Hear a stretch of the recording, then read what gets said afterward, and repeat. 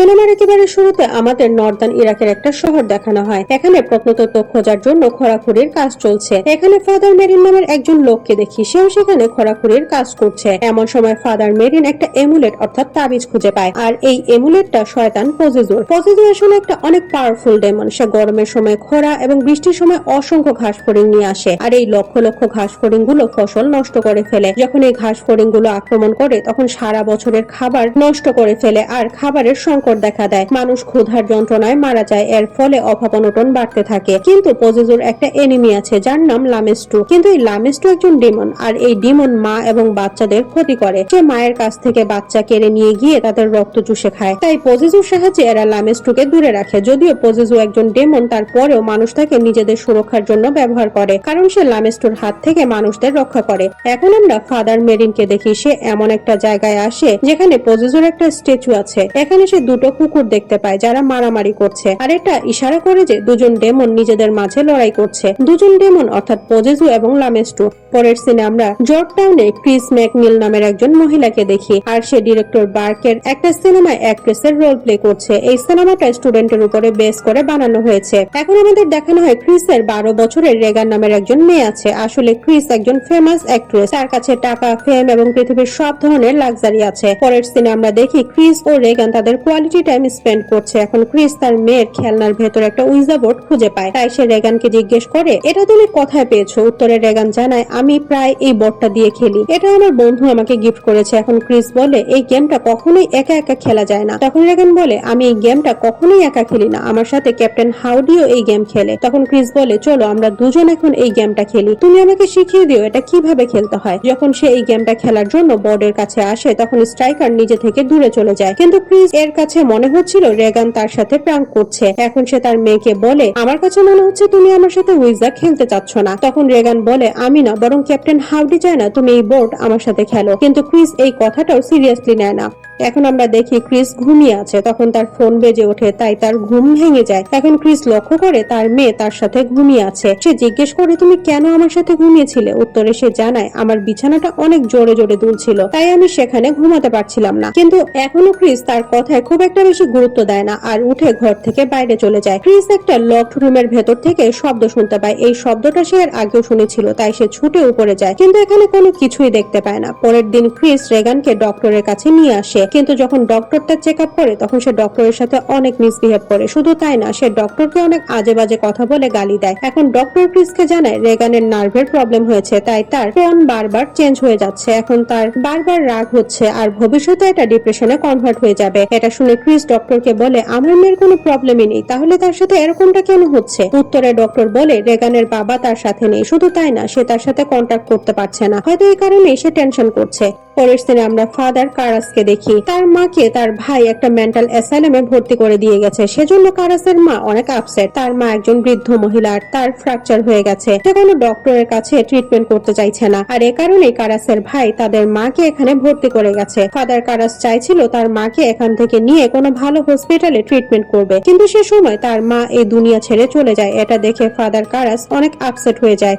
এদিকে ক্রিস তার বাসায় একটা পার্টি অ্যারেঞ্জ করে। এমন সময় রেগান সেখানে চলে আসে। এখন সে সেখানে থাকা সব গেস্টদের বলে, আমার বাবা এই বাড়ির উপরের অংশে থাকে, আর এটা বলতে বলতে সে সেখানেই দাঁড়িয়ে ইউরিনেট করে দেয়। এসব দেখে সেখানে থাকা সবাই অনেক শক হয়ে যায়। ক্রিস রেগানকে গোসল করিয়ে যখন তার বিছানায় শুয়ে ঘুম পাড়িয়ে ফিরে আসে, তখন হঠাৎ করে রেগানের বিছানাটা অনেক জোরে জোরে দুলতে শুরু করে, আর এর ফলে রেগান অনেক জোরে চিৎকার করে ওঠে। ক্রিস ছুটে রেগানের রুমে এসে এটা দেখে ভয় পেয়ে যায়, কিন্তু সে বুঝতে পারছে না এরকমটা কেন হচ্ছে। এখন ক্রিস রেগানকে আবারও ডক্টরের কাছে নিয়ে আসে, আর এই ডক্টর তার অনেক টেস্ট করতে শুরু করে। এর ফলে রেগানের অনেক পেইন হয়, কিন্তু এত কিছুর পরেও রেগানের সব টেস্টের রিপোর্ট একেবারে নরমাল আসে। সে একদম সুস্থ আছে, তার কোনো অসুখই হয়নি। দিন প্রতিদিন রেগানের শরীর আরো বেশি খারাপ হতে থাকে, আর এখন তো কেউ তাকে বাতাসে তুলে বিছানায় ছুড়ে দেয়। এমন সময় রেগান চিৎকার করে শুধু বলতে থাকে, আমাকে বাঁচাও, তা না হলে আমি শেষ হয়ে যাব। কিন্তু ক্রিস অসহায়ের মতো তাকিয়ে তাকিয়ে দেখে, আর সে কোনো কিছুই করতে পারে না। এখন দেখতে দেখতে রেগান পজেস হয়ে যায়। সে এখন ডক্টরের কন্ট্রোলের বাইরে চলে গেছে। ডক্টর রেগানকে ঘুমের ওষুধ ইনজেক্ট করে ঘুম পাড়িয়ে দেয়। ক্রিস যখন হসপিটাল থেকে বাসায় ফিরে আসে তখন সে জানতে পারে তার ডিরেক্টর বার্ক ছাদ থেকে পড়ে শেষ হয়ে গেছে। সে সময় বার্ক রেগানের কাছেই ছিল যাতে করে তাকে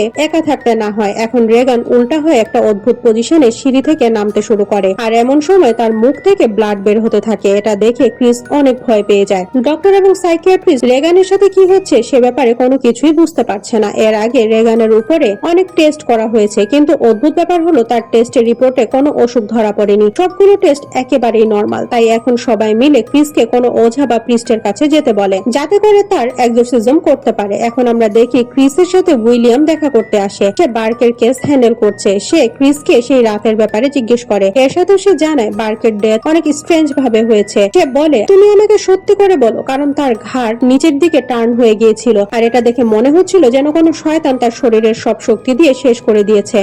যখন ডিটেকটিভ উইলিয়াম এখান থেকে চলে যায় তখন রেগানের ঘর থেকে অনেক জোরে চিৎকার শোনা যায়। ক্রিস যখন ছুটে তার রুমে আসে তখন সে অবাক হয়ে দেখে রেগান নিজেকে আঘাত করতে শুরু করেছে, আর এখন সে অনেক ইনজিউরড হয়ে গেছে। শুধু তাই না, সে নিজেকে আঘাত করতে থাকে। যখন ক্রিস তাকে থামানোর জন্য এগিয়ে যায় তখন সে ক্রিসের উপরে আক্রমণ করে। তখন তাদের সার্ভেন্ট এখানে চলে আসে, কিন্তু সার্ভেন্ট ঘরে ঢোকার আগেই সেই দরজাটা নিজে থেকে বন্ধ হয়ে যায়, আর সেখানে থাকা একটা সোফা নিজে থেকে সেই দরজাটার সামনে এসে দরজাটাকে শক্ত করে আটকে দেয়। এখন ঘরের ভেতরে থাকা একটা আলমারি নিজে থেকে মুভ হয়ে ক্রিসের দিকে আসতে থাকে, কিন্তু সঠিক সময় সে সেখান থেকে সরে যায় আর নিজের জীবন বাঁচায়। তখন তার মেয়ে তার মাথাটা কমপ্লিটলি পেছনের দিকে ঘুরিয়ে হাসতে শুরু করে, আর এটা খুবই অদ্ভুত এবং ক্রিপি একটা দৃশ্য। এখন রেগান বার্কের কণ্ঠে ক্রিসকে বলে, দেখো তোমার ক্যারেক্টারলেস মেয়ে আমার সাথে কি করেছে। এখন রেগান বার্কের কণ্ঠে ক্রিসকে বলে, দেখো তোমার ক্যারেক্টারলেস মেয়ে আমার সাথে কি করেছে। এটা শুনে ক্রিস সাথে সাথে বুঝতে পারে বার্ককে আর কেউ নয় বরং এই ডিমনই শেষ করেছে, আর সে রেগানকে পজেস করেছে।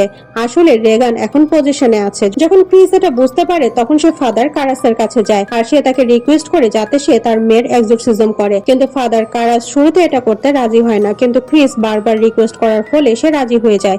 যখন ফাদার কারাস রেগানের কাছে আসে তখন সে দেখে এই ডেমনটা সম্পূর্ণভাবে রেগানকে ক্যাপচার করে নিয়েছে। রেগানের ভেতরে থাকা সেই ডেমন ফাদার কারাসের মায়ের মৃত্যুর ব্যাপারে অনেক কথা বলতে শুরু করে আর তাকে ইরিটেট করতে থাকে। এখন ফাদার কারাস চিন্তা করে রেগান আমার মায়ের ব্যাপারে কোনো কিছুই জানে না, কিন্তু তারপরেও সব সঠিকভাবে বলছে। এখন সে ক্রিসের কথা সম্পূর্ণভাবে বিশ্বাস করে, কিন্তু এখানে প্রবলেম হলো এক্সোরসিজম করতে গেলে চার্চের পারমিশন লাগবে, আর এজন্য চার্চের একটা প্রমাণ দিতে হবে যে যার উপর এক্সোরসিজম করা হবে সে আসলে কোন ডিমন দ্বারাই পজেস। রেগানের শরীরে হেল অর্থাৎ নরক লেখা আছে। রেগানের কিছু কথা এবং বার্কের মৃত্যুর সবকিছু অ্যানালাইসিস করে ফাদার কারাস শিওর হয় যে আসলে রেগান পজেস হয়েছে। এখন ফাদার কারাস বারবার রেগানের রেকর্ড করা ভয়েস শুনতে থাকে। ফাদার কারাস শুনে রেগান ফাদার মেরিনের নাম নিচ্ছে। অন্যদিকে ফাদার কারাস চার্চ থেকে এক্সোরসিজমের পারমিশন নিয়ে নেয়, কিন্তু চার্চ তার সাথে কোনো এক্সপেরিয়েন্স ফাদার বা যে এর আগে এক্সোরসিজম করেছিল তাকে পাঠানোর ডিসিশন নেয়। আর এখন চার্চ ফাদার কারাসের সাথে ফাদার মেরিনকে পাঠানোর ডিসিশন নেয়। যখন ফাদার মেরিন এখানে আসে তখন সে রেগানের ভয়ানক চিৎকার শুনতে পায়। তখন ফাদার মেরিন ফাদার কারাসকে বলে আমাদের দ্রুত এক্সোরসিজম শুরু করতে হবে।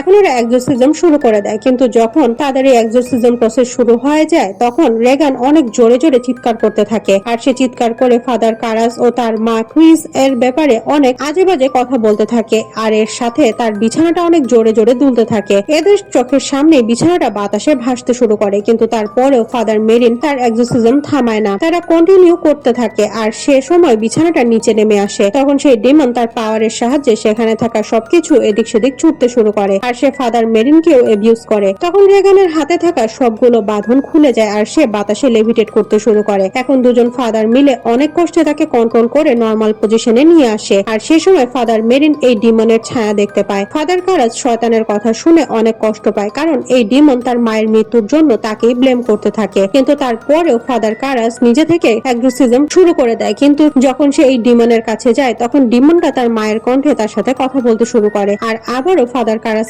মনে হতে থাকে যে তার জন্যই তার মা শেষ হয়ে গেছে। সে তার নিজের উপরে কন্ট্রোল হারিয়ে ফেলে। এখন ফাদার মেরিন ফাদার কারাসকে এখান থেকে বাইরে চলে যেতে বলে, আর ফাদার মেরিন নিজেই একা একা এই এক্সোরসিজম শুরু করে দেয়। কিন্তু কিছুক্ষণ পর যখন কারাস ঘরে ফিরে আসে তখন সে দেখে সেই ডিমনটা ফাদার মেরিনকে শেষ করে দিয়েছে। এটা দেখে ফাদার কারাস অনেক রেগে যায়, আর সেই শয়তানকে বলে তুমি রেগানের শরীর ছেড়ে আমার শরীরে এন্টার করো। আর এটা শোনার সাথে সাথে সেই ডিমন রেগানের শরীর ছেড়ে ফাদার কারাসের শরীরে এন্টার করে, আর এখন ফাদার কারাস এই ডিমন রেগানকে শেষ করে দেওয়ার জন্য নিজের লাইফ স্যাক্রিফাইস করে। সে সেই ঘরের জানালা দিয়ে লাফ দেয় আর সে নিচে পড়ে যাওয়ার সাথে সাথে অনেক লোক সেখানে জমা হয়। তখন ফাদার কারাসের ফ্রেন্ড সেখানে চলে আসে। সে ফাদার কারাসকে এই পৃথিবী থেকে চলে যেতে হেল্প করে। এদিকে রেগান আবারও নর্মাল হয়ে গেছে। শুধু তাই না, তার সাথে এতদিন কি হয়েছিল সেগুলো সে সবকিছুই ভুলে গেছে আর আগের কোনো কথাই তার মনে নেই। কিছুদিন পার হওয়ার পরে রেগান তার মায়ের সাথে এখান থেকে চিরদিনের জন্য চলে যায় আর এটা দেখিয়ে এই সিনেমাটা এখানেই শেষ হয়ে যায়।